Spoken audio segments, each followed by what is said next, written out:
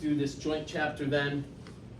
So anyone remember, what's like the fancy name for a joint, like the snobby name for a joint?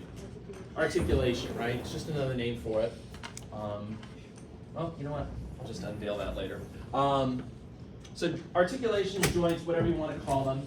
Strictly speaking, what's the definition of a joint? It's just what? A bone. It's just a spot where a bone connects to another bone. That's a joint. Do the bones have to be able to move? No. No. They don't technically have to move. I know probably before you took this course, if somebody said name a joint, you'd probably name something like your knee or your elbow, or you'd name a joint that moves. But strictly speaking, you don't have to move to be considered a joint. It's just a connection spot between the bones. This chapter has some similarities to chapter 4, the tissue chapter. There's a lot of classification going on in this chapter. And like most things in anatomy and physiology, you can classify stuff either based on their anatomy or based on their physiology, right? So either based on their structure or based on their function. So when we talk about joints, there are 3 structural classifications for joints, and then there's also 3 functional classifications, and we'll go through each of those things and how they match up. The 3 structural classifications are shown right here: fibrous, cartilaginous, and synovial. We'll discuss briefly fibrous joints, briefly cartilaginous joints, and then for the whole rest of the lecture, we'll focus on the synovial joints. The synovial joints are the famous ones. Those are the ones you think of when somebody says name a joint, like your knee or your elbow or your shoulder or whatever. Those are all synovial joints, and we're going to spend the most time talking about them. In this next section, we'll talk about types of movements at synovial joints. And I imagine a lot of you guys already know some of these words for movements. For example, like flexion, extension, pronation, supination. Those are all words. If you're going to be going into a career like in physical therapy assisting, or you're going to work in orthopedics or exercise science, those are all good words that you'll probably use a lot in your career, okay? Those are also good words to know for when we do the muscle chapter, because when you learn the muscles of the body, you're going to have to learn what movements they do. So you're going to want to refer back to this chapter to make sure you understand what those movement words mean, okay? That'll help you out there. In this section, types of synovial joints, we'll get into there's 3 major types of synovial joints based on how much movement they allow. And then within each of those 3 categories, there's 2 subcategories each within those. So there's a lot of classification going on of these of the joints, especially the synovial joints. Then we'll move in and talk about the factors that influence range of motion. You know, how much movement do you actually get at a particular synovial joint? A lot of it has to do with the design of the joint, how the bones fit together. But then there can also be other factors like how tight are the ligaments and what other muscles are working on that joint and things that can influence it. Then we'll go through 5 particular joints of the body. Don't ask me why they chose these 5, but we're going to go through these 5 quickly. Aging in joints, you think there's any good news there? No, it's all bad news. And then we'll finish off with arthroplasty. What's that? Joint replacement. That's joint replacement, right? So we'll talk about hip replacements or knee replacements, that kind of stuff. All right, so a joint is just a spot where 2 bones are connected. And when you classify joints, there's a couple of questions you want to ask yourself. So when you're trying to classify joints structurally, the first question you should ask is there a joint cavity? Yes or no? What they mean by that is there, do the bones come together? Is there a capsule surrounding the ends of the bones that creates this thing called a joint cavity? Do you have that or don't you have that? If you do have that, then you're immediately going to be classified as a synovial joint. If you have a joint cavity, then you're a synovial joint. If you don't have a joint cavity, then the next question you have to ask is what type of connective tissue is holding the bones together? If it's dense collagen fibers, then you call it a fibrous joint. If it's cartilage, then you call it a cartilaginous joint. Okay? So those are your 3 structural classes that you could have. You're either synovial, fibrous, or cartilaginous. And then for functional, it's pretty simple. It's just a question of how much movement do you get between the bones. And there's also 3 choices here. Choice 1 is you don't get any movement. The bones are just held together, but they don't move. That's called a synarthrosis. Choice 2 is you get a little bit of movement, but not a lot. That's called an amphiarthrosis. And then choice 3, the bones are freely movable, and that's called a diarthrosis. So here's what it looks like. 3 structural categories, 3 functional categories. I kind of explained what each of them mean. In general, it's a little bit more complicated than this, and you definitely need to know the details, but in general, there is a matchup between these 3 types and those 3 types. So like fibrous joints tend to be synarthroses, they don't give you any movement. Cartilaginous joints tend to be amphiarthroses, they give you a little bit of movement. And then synovial joints tend to be diarthroses. Okay, that's just a sort of quick and dirty memory trick, but there are some exceptions to that, so make sure you know the exceptions really well. Now, I'm going to go through the next couple of slides to help kind of explain this to you, but there's a really good table in your lab guide that I'm going to go through in lab today too. It kind of says the same thing, but it puts it together in a table format, and that's on page 8 of your lab guide. You see a table of the different joints, and on the left column, it gives you the structural classification. The middle column gives you the functional classification, and then the right column gives you actual specific examples of joints in the body that have those things. I would definitely know this table really well because it'll help you on the next lab practical, but it'll also help you on the next lecture exam. Okay? So let's talk about fibrous joints really quickly. So to be a fibrous joint, you have to be held together basically with dense collagen fibers. That's why it's called a fibrous joint. And there's 3 subtypes. So first one you've already heard of, sutures. Sutures are the joints between your cranial bones. And if you look like really close at a suture, shown here like in light blue, there's actually a little bit of fibrous connective tissue that's holding those bones together. Okay, that's actually in that little suture. Functionally speaking, can you move your cranial bones? No. So functionally, the sutures are classified as synarthroses. You don't get any movement. Okay. Syndesmoses are fibrous joints that are held together with a ligament. A ligament is a band of dense, regular connective tissue. What did the word regular mean when we talk about dense, regular connective tissue? It meant the collagen fiber. Yeah, all the collagen fibers are running in the same direction, right? So that's what a ligament is. Ligaments hold bones to bone. They're made up of dense, regular connective tissue. Now, I should just stop for a second, just to be clear. We're going to talk about synovial joints in a moment. And a lot of times, synovial joints will also have ligaments to help hold the synovial joint together a little bit better. But synovial joints always have a joint cavity. These guys do not have a joint cavity. They're just held together with ligaments, okay? And they're called syndesmoses. Some examples, your teeth joints. I know you probably never thought of them as a joint, but technically speaking, your teeth fitting into their sockets is considered a joint. Some person along the way, I don't know, it's probably a dentist or something, decided there should actually be a name for your teeth joints, and they call those gomphoses, okay? But gomphoses are technically an example of a syndesmose because if you look at a tooth in its socket, there is actually a little tiny ligament called the periodontal ligament that holds the teeth in each of their sockets. Okay?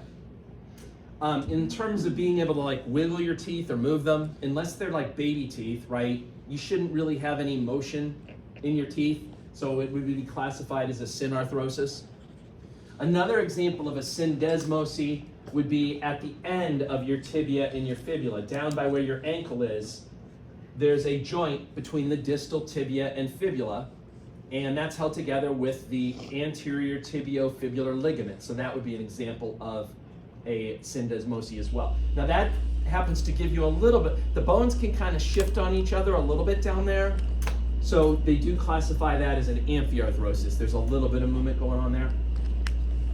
And then the third subtype of fibrous joint are the interosseous membranes. And we actually already mentioned these in the appendicular skeleton chapter. There's 2 places where you find an interosseous membrane, in between the radius and the ulna, and then in between the tibia and the fibula.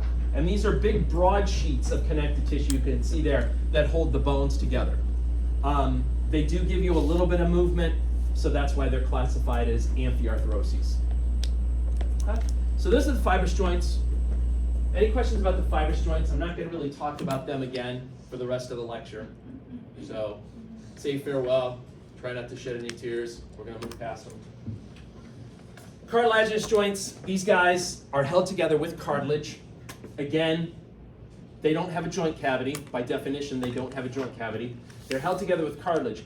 What type of cartilage they're held together with will determine what the subtype is. So if they're held together with hyaline cartilage, you call the joint a synchondrosis. And if they're held together with fibrocartilage, you call it a symphysis. A good example of a synchondrosy, bless you, but also kind of a weird example of a synchondrosy would actually be the ends of the bones in a child, okay? If you think about the long bones in a child and the ends of the long bones where the epiphyses are, it's almost like the epiphyse is a separate bone from the rest of the long bone, from the shaft, and that separate bone is held together with the epiphyseal plate. And because the epiphyseal plate is made out of hyaline cartilage, you could technically classify that as a joint. Like the end of a long bone in a child is technically a joint that you would refer to as a synchondrosy. So that's a good example of one. They don't allow any movement, so functionally they're classified as synarthroses. Symphysis has to be held together with fibrocartilage. Obviously the pubic symphysis, the name tells you that it's actually a symphysis. That's what holds your two hip bones together anteriorly, right? So that's a good example.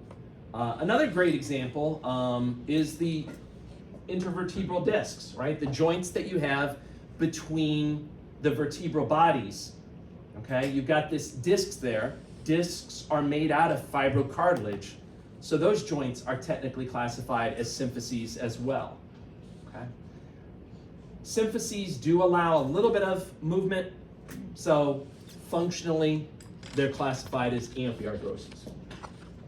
Any questions about the cartilaginous joint subtypes?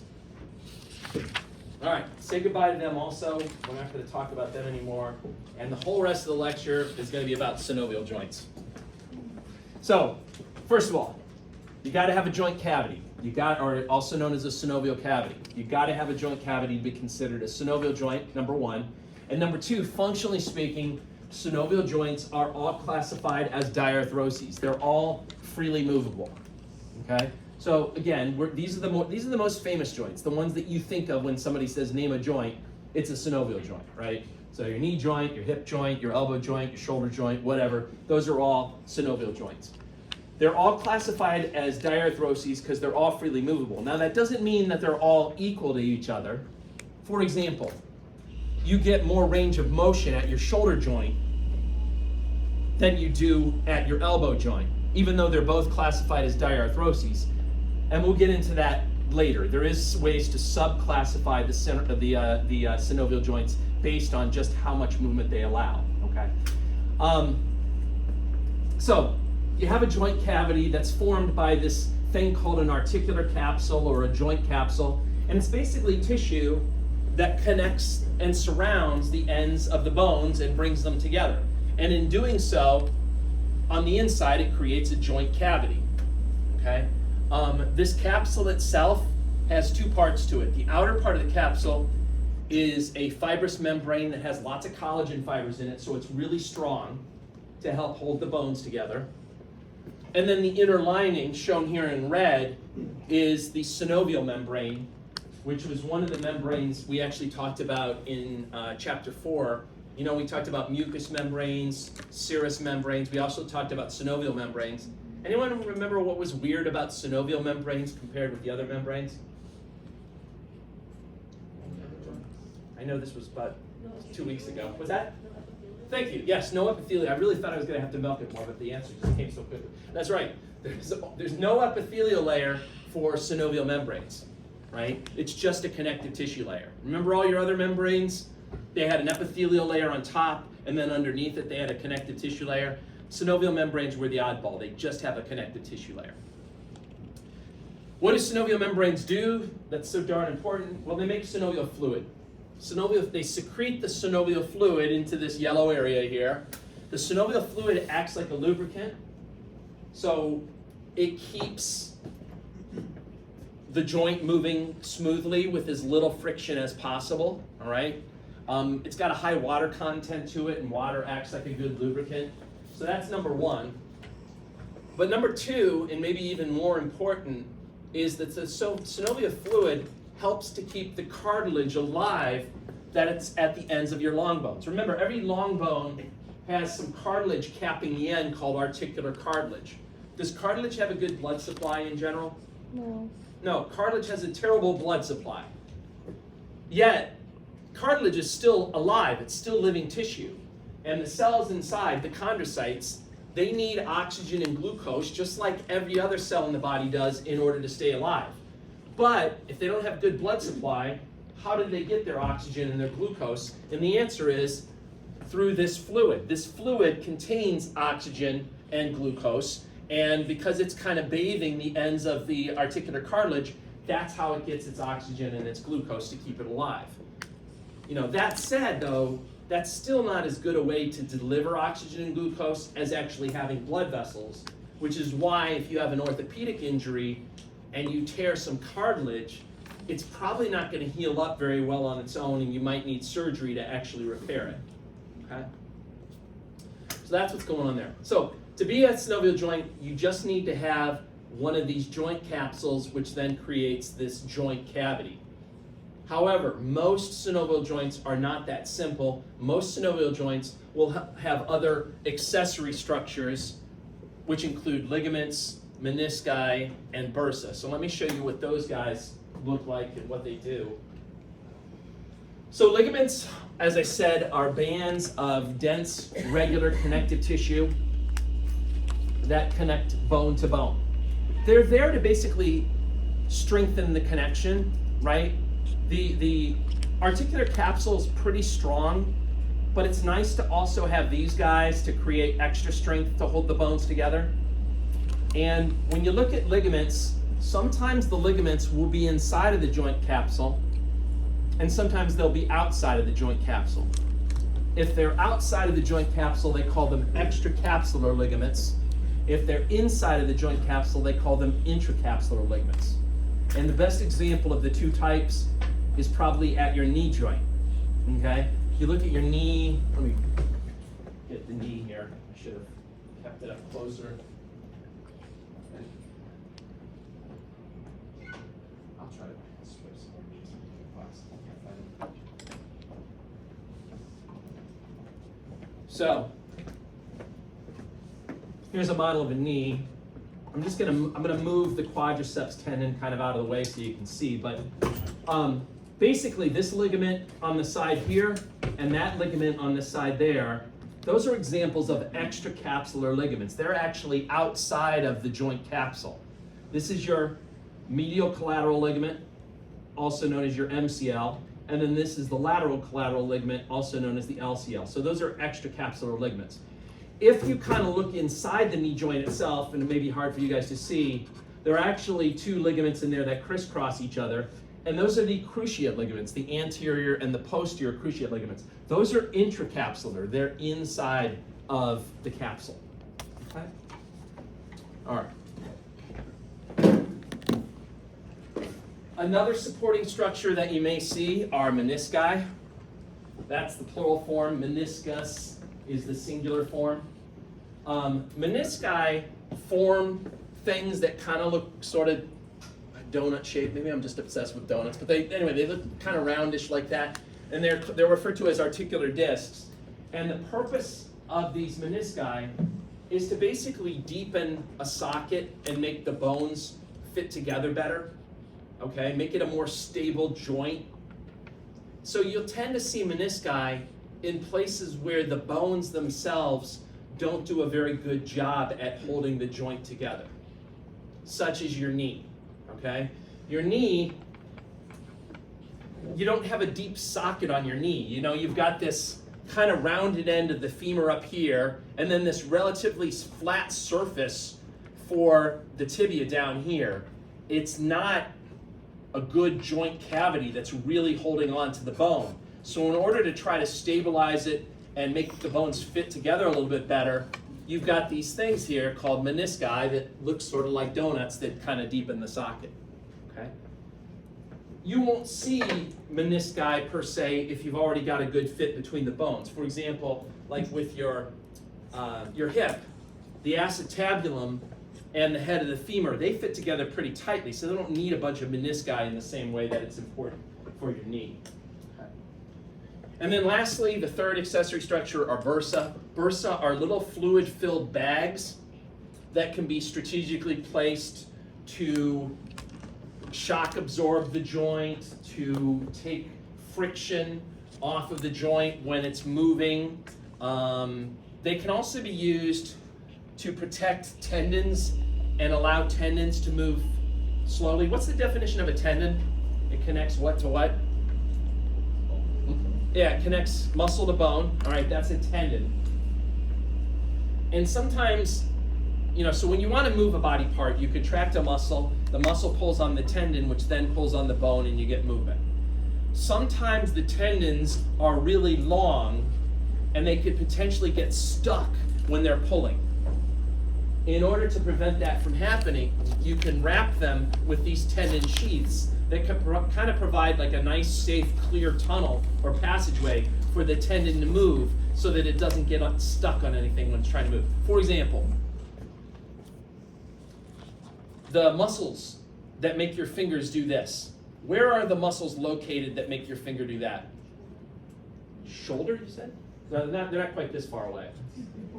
They're in the forearm. Yeah, they're in the forearm.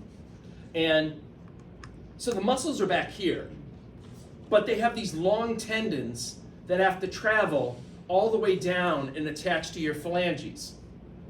So to prevent those tendons from getting stuck on something, there are tendon sheaths, which are a type of bursa, that actually surround those tendons to give them a nice smooth passageway to move. Okay?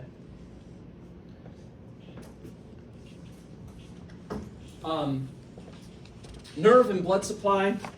So at your synovial joints, there'll usually be multiple arteries that penetrate the articular capsule. And what'll happen, I didn't explain this to the class this morning, but oh well, they're screwed. No, that's screwed. When the blood vessels come in, so picture blood vessels coming into this capsule. As the little blood vessels go through the synovial membrane, which is shown in red, the blood will basically get filtered. And the oxygen and the glucose that was in the blood gets secreted into the synovial fluid. Okay, so that's how the oxygen and the glucose are winding up in that synovial fluid, because the little blood vessels that are traveling in the synovial membrane are basically giving up their oxygen and their glucose. Nerve endings, there's a lot of nerve endings inside of the joint capsules. Many of those nerve endings send signals for pain. So if you've ever, had a knee injury or any kind of joint injury, you'll know that it's fairly painful. And that's because you're stimulating those pain neurons and those pain receptors that are in that joint capsule. There's a lot of them there. Okay. The other thing that you find in the joint capsule is you find special receptors called, sorry I didn't erase this, called joint kinesthetic receptors. Joint kinesthetic receptors monitor if the joint capsule is being stretched. Okay? What's the benefit of that? Well, knowing when the joint capsule is being stretched will tell your brain whether that body part is moving or not. All right? For example, if I close my eyes and I do this with my fingers, okay? I know my fingers are moving because of all the little joint capsules that are there. They all have joint kinesthetic receptors on them that are like, oh my God, the capsule's being stretched, it's being stretched, it's being stretched. And that signal gets sent to my brain and interprets it, oh, I must be moving my fingers, okay? That ability to know where your body parts are in space without looking and whether they're moving or not, that's called proprioception. And I'm not going to get into great detail about it now, but we're going to cover that more when we get to the nervous system chapters. And there's 3 types of proprioceptors. The ones I just mentioned here, they're called joint kinesthetic receptors. They tell you if body parts are moving. And then the other 2 were ones, if you remember back, I actually asked you about in the first lab practical, and I said this is kind of stupid because I haven't taught you about them yet. Those are muscle spindles and Golgi tendon organs. They also give you information about where your body parts are in space, but we'll get into the details like later on. These guys are found in the joint capsule. These 2 guys are found in the muscles or in the tendons. Okay. Any questions about any of this stuff so far? I have a question. Yes. I assume if you were to damage those nerve endings, those are not coming back. Is that fair to say? Not necessarily. It depends on, I guess it depends on how badly you damage them. Now, if you destroy a neuron completely, it's not going to come back. There's not other neurons that are going to do mitosis to replace it. However, in your peripheral nervous system, which we'll get into later, you can damage neurons, and if the cell body part of the neuron in the nucleus is still more or less alive, the neuron can repair itself to some extent. It's just you can't make whole new neurons again. Okay? Yeah. Yes. Just on topic. When people have phantom pain, is that like a receptor firing to try to get? Yeah, it's stimulation of the nerves that are coming from that missing body part. Like those nerves, they're still there and they can still get stimulated even though the body part was amputated or whatever. And you know, the person still perceives it as almost as if the limb were still there. Yeah. Yep. All right. So let's talk about the names for movements that you have. And again, these are good names to know if you're going into physical therapy or if you're going into orthopedics or exercise science. And a lot of I'm sure a lot of you guys already know these words. The words can be classified into 4 groups. There's gliding type of movements. Those are movements where you have bones with flat surfaces that kind of slide across each other. That's what they mean by gliding.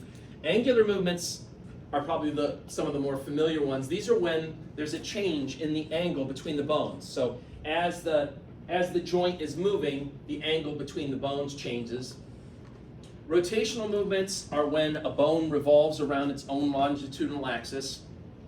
And then anything that doesn't fit neatly into one of these 3 categories, you just call it a special movement. We'll talk about the special movements in a second. So gliding movements, you got to have bones that have flat surfaces that are touching each other that are able to slide back and forth. And a good example of where you can see gliding movements would be between the carpal bones in your wrist, because these bones have a lot of flat surfaces that are touching each other, or also in your ankle, between the tarsal bones that are in your ankle. Okay? So when you have flat surfaces touching each other, they can slide past each other. Now, in reality, you don't get that much movement in your carpal bones or in your tarsal bones because there's a lot of little ligaments that hold them all tightly together. But in theory, that's the type of movement you have. You have a gliding type movement. They can slide a little bit across each other, but they're limited by the ligaments. Angular movements are pretty famous. You've probably heard a lot of these names. So the angle between the bones is going to change. Now, you got to assume that the person is what's the anatomical position?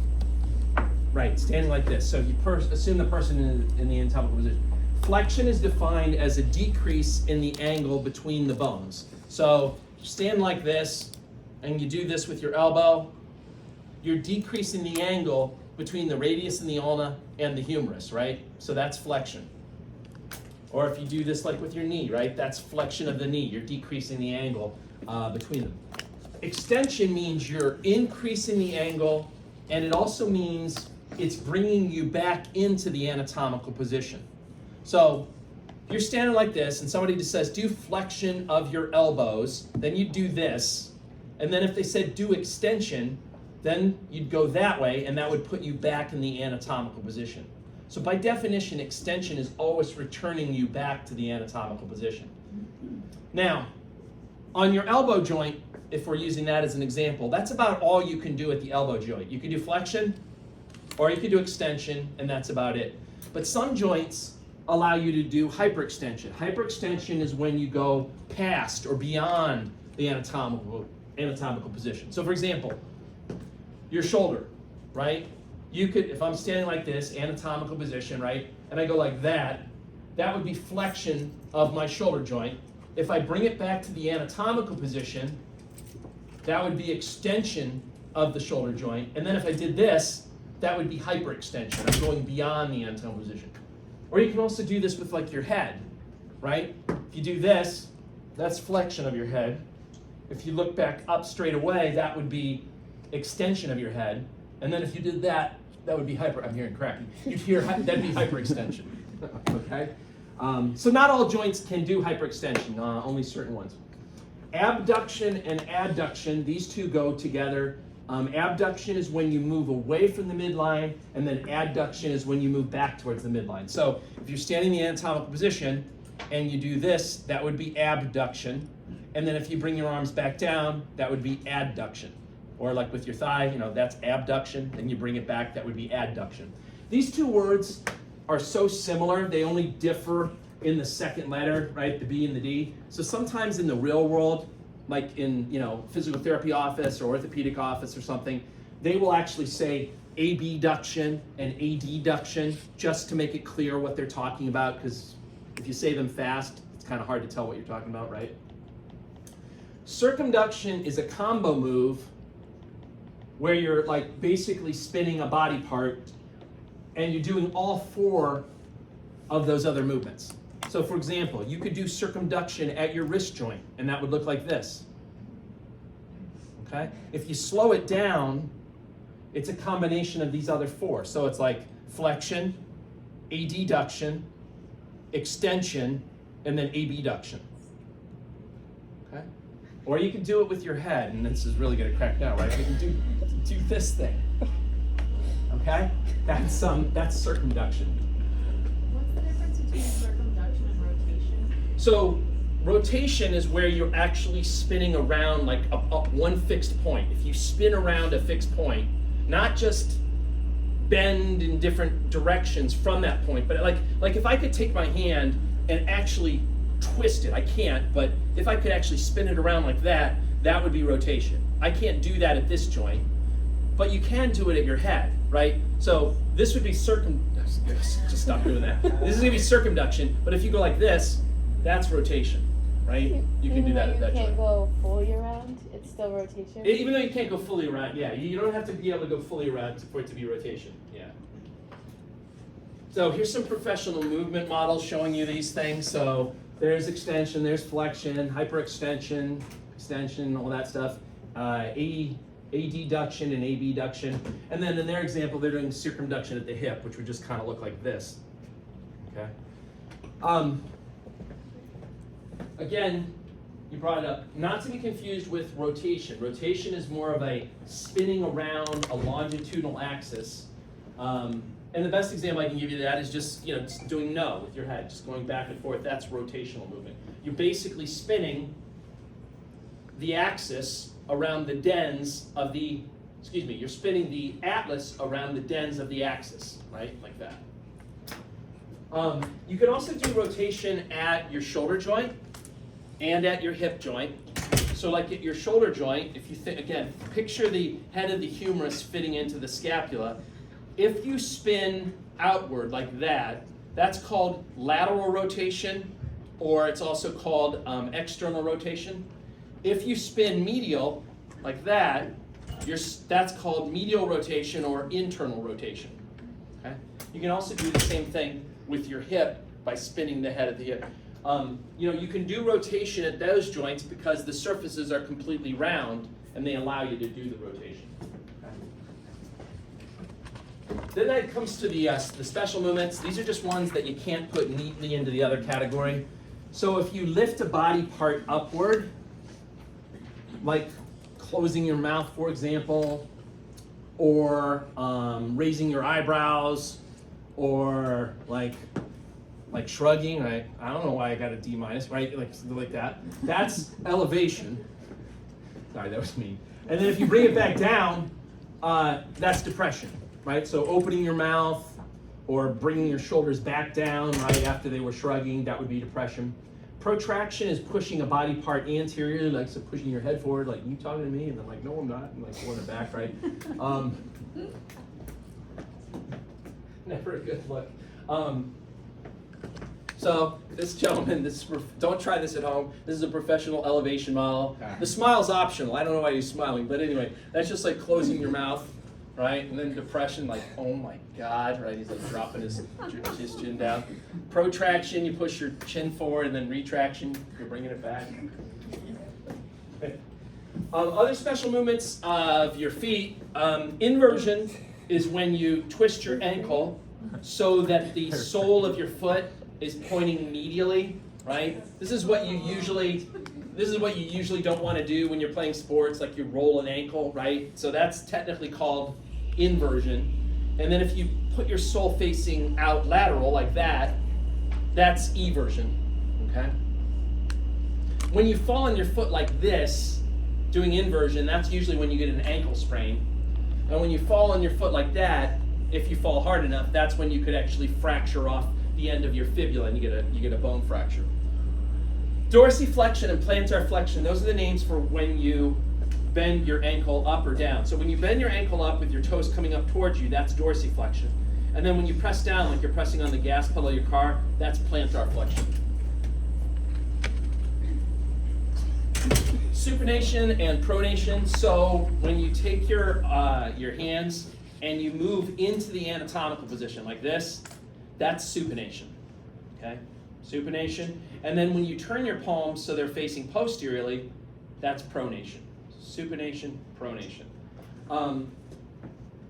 Another time you see these words, supination and pronation, you'll hear, even if you're not like in an orthopedic office or a physical therapist or whatever, you'll probably in your nursing careers be asked to put a patient in either the supine position or the prone position. What does it mean if you put the patient in the supine position? Face up. Yeah, they're laying on their back, right? Their belly's up, and if you put them on the prone position, yeah, they're face down, right? Opposition is the movement of the thumb across the palm to touch all of the other fingers on the same hand, like this. And that's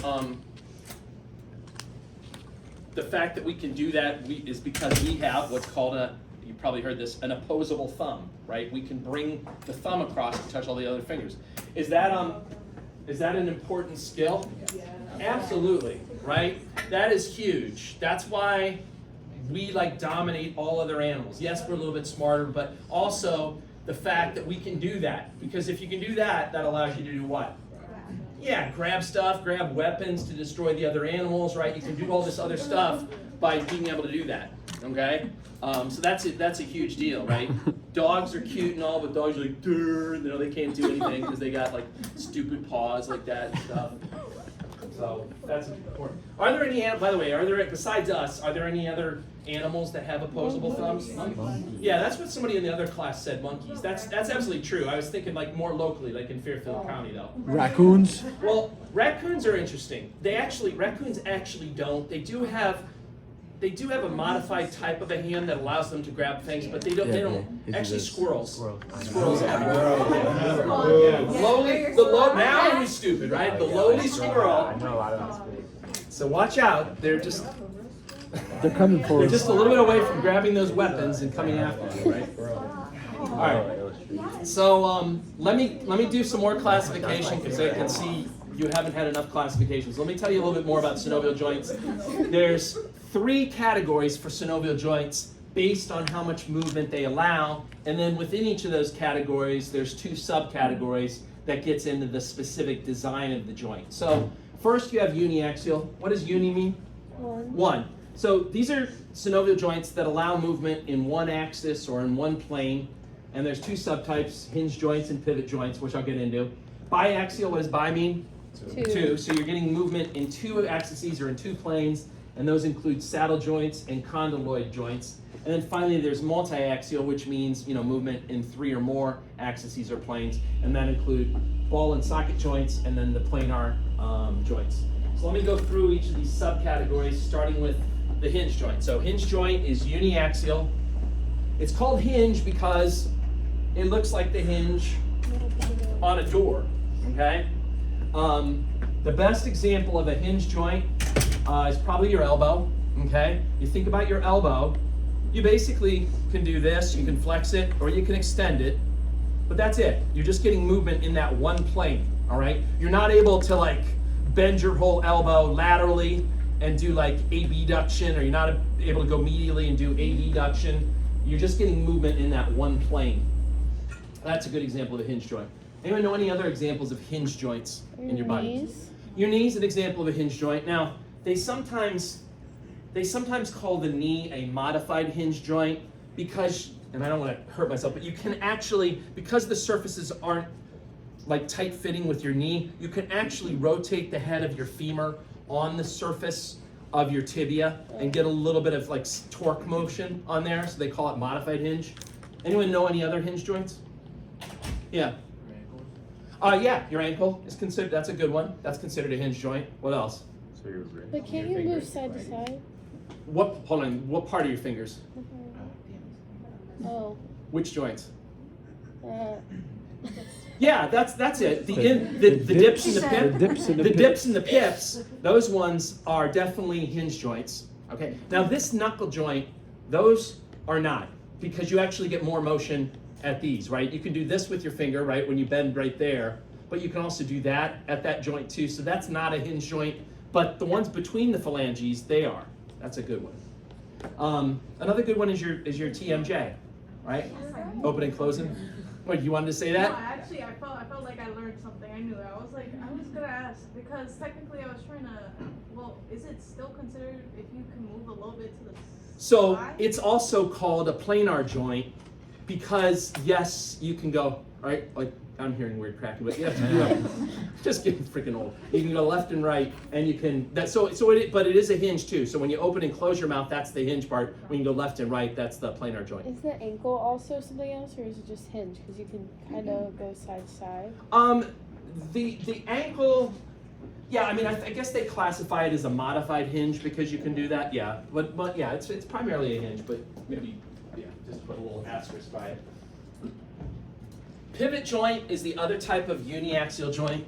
This is where one bone spins around another bone. Two examples I could give you of it.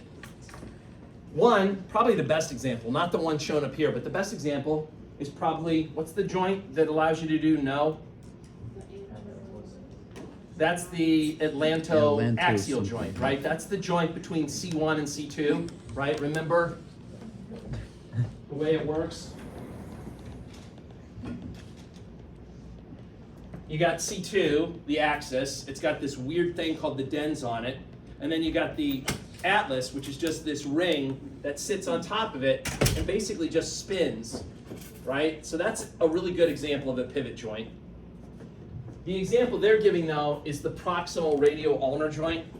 So if you look at the, near where your elbow is, if you look where the radius and the ulna connect, the head of the radius is fairly round, and then cut into the ulna is something called the radial notch. And then there's this weird round ligament called the annular ligament that attaches to the front of the ulna. It then goes around the head of the radius, and then it reattaches to the back of the ulna, so it creates a ring. So you can spin the head of the radius within this ligament, and that's exactly what you do when you do supination and pronation. So that's a good example of a pivot as well. Then we have the biaxial joints, and the first subtype of biaxial is the saddle joint. Saddle joints are called saddle joints because, I don't know, somebody in A&P is obsessed with horses, if you didn't figure that already, right, with the Stella Turcica and all this other stuff, and the stape, right, the stirrups and all this jazz, but it looks like two saddles kind of touching each other. So you got one saddle that's kind of shaped like this, you got another saddle that's like, and then you have them touch each other. So with a saddle joint, you could slide this way, or you could slide this way, okay? So it's biaxial, you can see it over there. Good example of a saddle joint is the joint between the trapezium, which is one of your carpal bones, and then the metacarpal of your thumb. And that's basically the joint you use when you're using your opposable thumb, right? If you think about your thumb, you can kind of go in this direction, or you can go like that, right? So which part gets dislocated? What's that? Which part gets dislocated? Like, what part of your thumb? What part of your thumb gets dislocated? Yeah, like. Um, that person. I guess you can get, I'm not an expert on thumb dislocations, but like, I guess that could maybe slip off of that. I haven't seen it though, personally myself, but yeah. What about like the double jointed people that can like click? Is that where that is? That joint? Yeah, that's usually at that spot. They have a little bit sort of a weird design to it. Yeah. Yeah. So that's the saddle joint. That's biaxial. The other biaxial type is a condyloid joint. The key thing with a condyloid joint is you have something that is oval shaped, an oval shaped projection fitting into an oval shaped cavity. The key word here is oval shaped. It's not perfectly round. We're going to talk about ball and sockets in a second. Ball and sockets are just like condyloid joints, except that this is perfectly round and this is perfectly round. And that makes a difference. It gives you a little bit more movement when they're perfectly round. But these are oval, and so that's why it's biaxial. You could go this way or you could go that way, and so you're getting movement in two planes. Some good examples of condyloid joints. The one that they gave you up here is the joint between the radius and then the scaphoid and the lunate. I also call this the wave joint, right? This is the joint you use when you wave. So how do you wave at people? Somebody show me how they wave. Okay, so some of you are going like this, right? That's one way to wave, right? But then some of you are wavers like this, right? You get that? So you got two options. It gives you movement in two planes, okay? Dude, nobody's ever waved at me like that. Are you doing weird, I don't know what you're doing. Some are doing weird ones, I don't know. But like, Lots of just, options. I go like this for you. I don't. Oh, sorry, wait, before I should have left that in. The other example of a good condyloid joint would be your knuckles, okay? With your knuckles, you can bend your fingers like this, Another or one. you can abduct and adduct like that. So that's a condyloid joint. Ball and socket then, so ball and socket is multi-axial. If you look at this picture is a hell of a lot like this picture. The only difference is here, this is completely round. It's completely spherical. And that, by having it completely round, gives you one more plane or axis of motion. You can now spin the head within the socket. So that's why it's multi-axial instead of just being biaxial like the other ones. Two places you have a ball and socket joint, your shoulder and your hip, all right? Now, even though they're both ball and socket, I think I brought this up on Tuesday, you actually get more range of motion at your shoulder than at your hip. Why is that? Oh. Because you said Sacrum, you said one socket, I think the shoulder socket is a little bit not as deep as the hip. That's right, exactly. The shoulder is not, the socket is not as deep as the hip socket is, right? That's one reason for it. Anyone know any other reasons why you get more range of motion at your shoulder? Because there's, I know. That's the big reason, the fact that it's just not as deep a socket, but there's also another thing. The other thing has to do with the ligaments and the tendons. The ligaments and the tendons that are in your shoulder joint are fairly thin and loose, so it's very stretchy and you get a lot of movement here. The ligaments that are holding your femur to your pelvis, those are short, tight, thick ligaments, and they just don't give as much range of motion because of that. And then the last type of multi-axial and the last category are the planar joints. I already mentioned the planar joints before. Those are the ones that you find when you have bones with flat surfaces that can slide across each other like you see here. So you could slide this forward or backward, you could slide left or right, or you could actually spin one around the other. So it is multi-axial. The places that you see those are mostly between your wrist bones, so the intercarpal joints, or the ones between your ankle bones, the intertarsal joints. In reality, you're really not getting that much range of motion at these things though, because all of them are held tightly together with little ligaments. So It's not, yes, it's multi-axial, but in reality, there's not a lot of movement there. All right, those were the 6 subtypes. Any questions about any of those So the subtypes? condyloid joint is not ball and socket, or can it be considered ball and socket as well? No. The condyloid is not ball and socket. It's because of its shape, it's giving you one less axis of motion than the ball and socket, Okay. right? Yeah. Any other questions about the subtypes? All right, so let's talk about some of the factors that affect your range of motion, like how much range of motion are you gonna get. And this is a big thing if you have an injury and you have to go see a physical therapist. They're trying to get your functionality back, and so they'll measure like how much range of motion you're able to get as you go and progress through the program that they have set for you. And they'll use a little thing called a goniometer.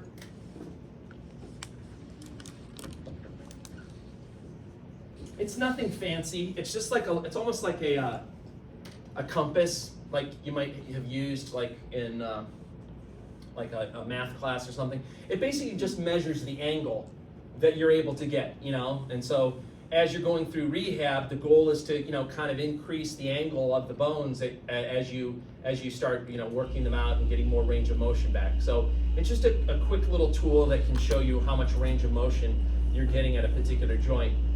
What can influence the range of motion? A couple of factors. First is the surface or the structure or the shape of the articulating bones. That gets to what Alex just brought up, about comparing like the shoulder with the hip. When you have deep sockets for the bones to fit into, you're making a very stable joint, but the trade-off is you're getting less range of motion. So the hip has less range of motion than the shoulder does because the shoulder socket just isn't as deep as the hip is. Okay? Another factor is the strength and the tension of the joint ligaments. Again, the shoulder and the hip is another good example of that. When you've got short, tight, thick ligaments like you have in the hip, you're not going to get as much range of motion as if you have sort of thin, looser ligaments and tendons like you have in your shoulder. Arrangement and tension of the muscles. So we're going to talk about this a lot when we get into the muscle chapters, but anytime you have a joint someplace in your body, there's going to be lots of different muscles crossing that joint from all different angles. Like some muscles will be crossing in front of the joint, some muscles will be crossing behind the joint, some will be off to one side or the other. Pick any joint in the body, and there's going to be lots of muscles crossing that joint. And anytime you want to move that joint, you got to take into account all the things that all the muscles are doing that are crossing that particular joint. Okay? You can't do a movement unless you have control between all the muscles that are crossing a particular joint. And so the arrangement and tension of the muscles that are crossing a joint can influence how much movement you'll get there. And I'll give you a good example of that. Your hip, all right? If you do flexion at your hip, right? Flexion at your hip looks like this. That's flexion at your hip. It's pretty easy to do, right? Or at least it looks easy. There. That is easy, all right? No problems, right? But if I were to try to do it this way, I'm still gonna do flexion at the hip, right? This is flexion at the hip. But now let me change it up by doing one thing. Okay, I'm gonna keep my knee straight. I'm still trying to do it, I'm feeling it. Why does that hurt for me and why am I not able to do that so easily when I do that? That's because my hamstring muscles are going across, and the hamstrings actually cross your hip joint. And when I put my knee out straight like this, it tightens the hamstrings, and it makes it harder for me to do flexion at the hip, versus if I bend my knee, I've now loosened the hamstrings, and I can do that really easily. So the arrangement and the tension of the muscles is going to influence how much range of motion you get, okay? Contact of soft parts, you can only move bones so close together before the soft tissues start to hit. And by soft tissues, I mean like fat tissue or muscle tissue, right? I'll give you an embarrassing example involving myself, right? If somebody said to me, hey, flex your elbows, right? And I go like this, right? I can pretty much bring my arm all the way over, right? No problem. But if you go to the gym and you see some guy that's like really shredded or cut or ripped or whatever the term is now, right? That guy's probably like, gert, and he can't go any further because this is hitting that, right? This muscle that's here is hitting that muscle, and that's as far as it can go, all right? So you can only go so far until the soft tissues start to hit. Other factor, hormones. I think I mentioned this hormone on Tuesday. Relaxin is a good example of a hormone that's released towards the end of pregnancy, and it loosens up the pubic symphysis, and it allows basically the entire pelvis of a woman to kind of become wider to make it easier for the baby to come through. So that hormone is actually increasing the range of motion at the pubic symphysis, loosening up. Does women only have this hormone? To my knowledge, they do only have that hormone. That's a very good question. I'd have to check into that. As far as I know, they only have it. It's possible that men have it, but it just doesn't play a significant role in men. I'd have to get back to you on that. I've never heard of it in men, but yeah. So it only that relaxin is only produced during pregnancy, right? Right. Well, I should say Or childbirth. it's in. There might be a little bit of it at all times, but towards the end of a pregnancy, levels go up really, really high, and that's when it seems to influence the flexibility. Yeah. What's like another example of a hormone that would be in both, or just men, or both men and women? Another example of a hormone that would be in both or just women or just men. I don't know, like, let's think here. That's a very good question. There's a lot of, I'm trying to think of one that you only find in men or women. I mean, Or both. I think that most hormones you probably can find in both sexes, but in one sex or the other, it may or may not have a significant effect. For example, prolactin. That's a hormone that both men and women have. In women, it actually stimulates milk production. In men, it doesn't have that effect. Okay. There's a number of hormones that are present in both sexes, but don't have as much of an impact in one sex or the other, possibly because their bodies don't have the receptors for it and other reasons for it. I'm just trying to think of one that just doesn't exist. I don't know about relaxin. Now that I'm thinking about it, I'm guessing that men probably do have it. I just never heard of what it does in men, if it does anything or not. So, this use, that just means, if you're bedridden, for example, and you're not engaging in any physical activity, the tendons, the ligaments, they can start to tighten up. And so then when you do try to become physically active, you'll find that you can't move your joints as well as you could before you were sort of bedridden. So it can take a while to get that functionality back. And if you've had an injury to boot, you've some kind of an orthopedic injury, scar tissue can start to form, and then that can limit the range of motion. You might even have to go in and have a surgery done to kind of remove the scar tissue before you can get your range of motion back. So a number of things can happen. All right, selected joints of the body. Don't ask me why they picked these 5 ones in particular, but they did, so I'm going to go through them. So temporal mandibular joint, shoulder joint, elbow joint, hip joint, and knee joint. So the TMJ, as Valentina brought up before, this is actually classified as a combined hinge and planar joint, okay? It's formed by the condylar process of the mandible fitting into that mandibular fossa that's on the temporal bone. And when you use the hinge part, that's when you open and close your mouth, right? That's the hinge part.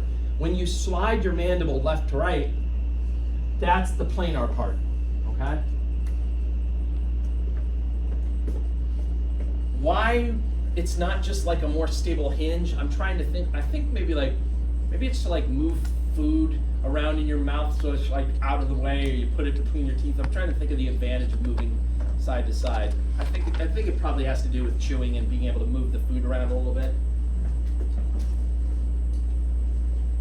Shoulder joint, I've talked about this at length, but all I want to say on this view, this is a good view of it. Notice here's the surface of the scapula that's touching the head of the humerus. It's not very wide at all. In other words, it's not surrounding the head of the humerus. It's just touching a small portion of it. And so that's going to give you a lot of range of motion, okay? But it's also going to make it less stable, right? Elbow joint. The elbow joint is a great example of a hinge without any other nonsense. It's just a hinge joint. It's a very secure joint. The bones fit together really tightly. It has to do with how the ulna kind of surrounds the end of the humerus, so it makes it a very tight joint. So it's a hinge joint, which is uniaxial. I mentioned bursa before. Bursa are these little fluid-filled sacs that can act as shock absorbers. And one of the best examples of a bursa that I can give you is this little one that's at the back of your elbow. That's called the olecranon bursa. And it's actually filled up with a little bit of fluid, and it's designed to act as a shock absorber for your elbow, okay? To prevent trauma to your elbow. Now, unfortunately, some people can irritate that bursa. Instead of there being just a little bit of fluid in there, a lot of fluid can fill that up. And you get this weird, nasty looking bump on your elbow that looks like a golf ball's there or something. I'll show you pictures of it in a second, but that's called an olecranon bursitis.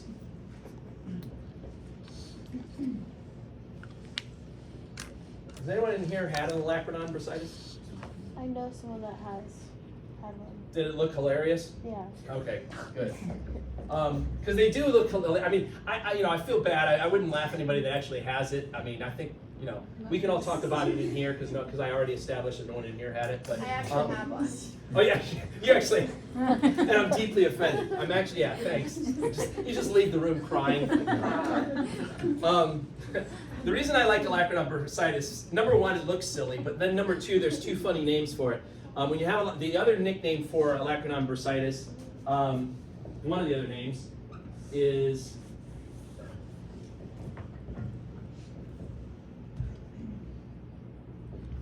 student's elbow. Like when you're in a boring class, obviously not my class, but you're in a boring class and you're like, ugh, will this ever end? And you're putting all this weight down on your elbow. Over time, that can irritate it. And next thing you know, you get up after the class is over and you got it starts as a red mark there, but then after a few days of going to class, you got this big bulging thing. It's kind of like the professor getting back at you for not liking their class, right? So they call it student's elbow because it happens to students. My more favorite name though for it, and this is like one of those portmanteau things like Brangelina or whatever, the other name is swellbow, like swelling of the elbow. You got swellbow. Just sounds like it'd be fun. So just so we can make fun of people, here's an example of, dang, right? Hilarious, right? Here's another one. I was trying to find the best one for you. I kept searching around like who had the worst one I could find on the internet. Let's see, was there anyone else that had it? That's pretty nasty looking. Yeah. Yeah, we'll have to take. Ooh, he looked like he actually had it like cut or something. Yeah, How does that go away? So a lot of times, just staying off of it. Staying off of it. I mean, like protecting it, right? So that you're not like touching it against anything. So make sure you protect it. Try to keep it elevated. That'll help reduce the swelling. But just conservative measures, taking something like NSAIDs, non-steroidal anti-inflammatory drugs for the pain. A lot of times that in and of itself will make it go away. You can't drain it? Well, here's the thing. I think they can sometimes drain it if they think it's not going away, or in like a case like this, if it's starting to get red and they suspect that it's like actually infected, they might go that added step of actually trying to drain it. Yeah. So, but it usually gets better. It's usually not a serious thing, which is, that's another reason why we can make fun of these people, because it's not that serious, right? All right, hip joint, just like the shoulder joint, but I just wanted to show you on this picture. Notice how the acetabulum almost completely surrounds the head of the femur. It's a much more stable joint. but less range of motion. And then over here in this diagram, these are showing you those big, thick ligaments that I was talking about, the ischiofemoral ligament, the iliofemoral ligament. Those are short, thick ligaments that prevent you from having a lot of range of motion at your hip. Now, obviously, you know, if you're like doing some kind of activities, I don't know, thinking like a gymnast or like cheerleaders or something like that, you can stretch those ligaments out, you know. But in the average person, they're usually fairly tight and they're not that stretchy. Knee joint, you're gonna get to see the knee joint in lab. Well, at least I have one model. You'll get to look at that. Maybe I can find some other models someplace. It's a modified hinge joint because, like I said, you technically can kind of rotate your femur on the end of the tibia, so there's a little bit of that torque motion that's going on. It's the largest, most complex, and most frequently injured joint of the body. It's just got kind of a lousy design. You know, you got, I mean, I hate to be critical, but you got like two bones that are coming together with relatively flat surfaces. It's not a very stable joint, right? And so it gets injured a lot. And, you know, obviously to hold it together, you've got all these different ligaments there to try to strengthen it. But these ligaments, relatively speaking, they're not all that large, so it's relatively easy to tear them. You know, it's a tricky joint, and it causes, you know, it obviously makes orthopedic surgeons a lot of money, but it's a tricky joint. Aging in joints, so by age 80, almost everyone develops some type of degeneration in the knees, elbows, hips, and shoulders. The most common type of joint inflammation, which that's what arthritis means, is osteoarthritis. There's lots of causes of arthritis. You know, you may have heard of rheumatoid arthritis, and there's, you know, a variety of different, but the one, if somebody says to you, I've got arthritis, this is what they usually mean they have, osteoarthritis. This is when the cartilage that's at the ends of your long bones starts to break down, and so you end up having bone tissue rub against bone tissue. And bone tissue is not as smooth, it's not as forgiving, if you will, as cartilage is, and there's a lot of pain receptors in the periosteum, etc., that can become irritated when bone starts rubbing against bone. And, you know, that can create a lot of pain. Over time, it can limit your range of motion at that joint, and bad things happen. As you get older, ligaments shorten and lose their elasticity, so that also contributes to a decreased range of motion as you get older. If you've got bad enough joint problems, you know, so obviously somebody with arthritis, they're going to try conservative measures first. You know, drugs, non-steroidal anti-inflammatory drugs. Those drugs long-term can kind of like irritate the stomach and things like that. So there are special NSAIDs like Celebrex and some other ones that they can put you on longer term that aren't supposed to irritate the stomach as much. But if those measures don't work, then you might be a candidate for a joint replacement, and that's what arthroplasty is. Now, the joints that usually get replaced are your hips and your knees because they're weight-bearing, and then also your shoulder just because it's a relatively unstable joint. But hips and knees would be first most common, but then the shoulders would probably be the next most common. Sometimes when you do an arthroplasty, you take out everything and you replace it with metal prosthetics. And other times you take out a portion of the joint, but you also leave some of the patient's own joint behind. When you do the whole thing, that's called a total arthroplasty. When you just replace a portion of it, that's called a partial arthroplasty. So when you're doing like an arthroplasty in the hip, a total hip would remove the acetabulum and put in a fake acetabulum. It'd remove the head of the femur and put in a fake head of the femur. Versus if you were doing a partial hip, it would leave the patient's own acetabulum in place, and you just replace the head of the femur. With a knee, if you replace the whole knee, all parts, that's a total knee. If you replace just like the medial part or the lateral part or the patellar part, that's called a partial knee replacement. If you get a chance, when you whatever your clinical career is, if you get a chance to scrub in or go into the operating room when they do an arthroplasty, it's pretty cool. Anyone ever been in the operating room? Oh, sorry, go ahead, Valentina. What are you gonna say? I have a question. Yeah. So what is it called? Because my stepdad like one of those shots that goes in between like your knee and Like a cortisone shot? Yeah, so would that help in any way in this case? So this is kind of like the more extreme route of like replacing, that would kind of be like. Cortisone is not a fix. It reduces the symptoms temporarily. It'll reduce the symptoms, and it can last. A good cortisone shot may be able to last you for a couple of months, but the inflammation will eventually come back. And you know, if it's severe enough and debilitating enough, then it might be worth it to just have the joint replaced. Yeah. But anyway, what I was going to say was, has anyone in here ever gone into the operating room on a orthopedic procedure? They're actually pretty cool. It's a lot like being in a woodworker's shop. There's hammers, there's drills, there's saws. I mean, they got big ass hammers where they're pounding stuff in, and you know, all this stuff's going in there. It sounds like you're like in a auto body shop or something. All these tools and things that are running. It's kind of cool. Arthroplasties are tricky though, in that there's a real concern about infection. Why is there a concern about infection with arthroplasty? Anyone know?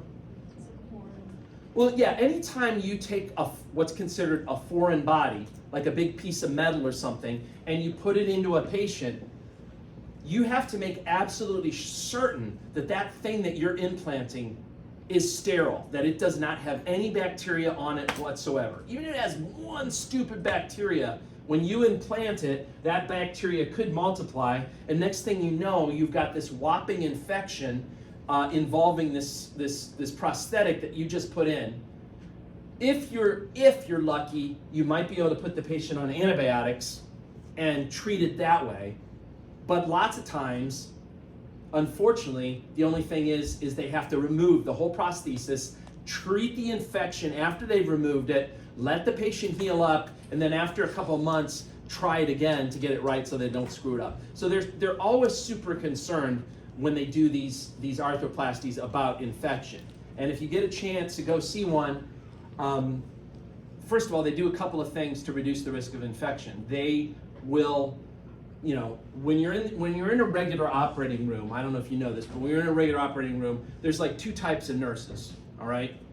Nice and mean. No, there's two types of nurses. There are the nurses that are called scrub nurses. They stay in the operating room at the whole time. They're scrubbed in, they're sterile, they're handing instruments to the surgeon and whatnot. They stay in there. But there's another nurse that they call a circulating nurse. A circulating nurse is the person that's basically in charge of bringing extra equipment into that operating room if necessary. Like if the surgeon comes across something that they didn't expect or whatnot, and the tools and the instruments are not right in that operating room, the circulating nurse will leave that operating room, go out into kind of the central supply area of the operating room suites, grab that instrument, then come back in and give it to the surgeon or whatever. In these situations though, they don't want to do that because every time the operating room door opens, it increases the possibility of bacteria or something come in. So they basically seal off the operating room when they're doing an arthroplasty. They put all these signs on the operating room door: do not enter, hip, total hip in progress, do not come in here. The circulating nurse doesn't leave the room, so they basically go overboard and they make sure they have way more equipment than they ordinarily would in that room itself, just so she doesn't or he doesn't have to leave the room. Okay, so it's kind of a big deal. They're super, super concerned about the infection thing. But if you get a chance, any orthopedic procedure, it's kind of cool because, like I said, it's like working in a woodworker's shop.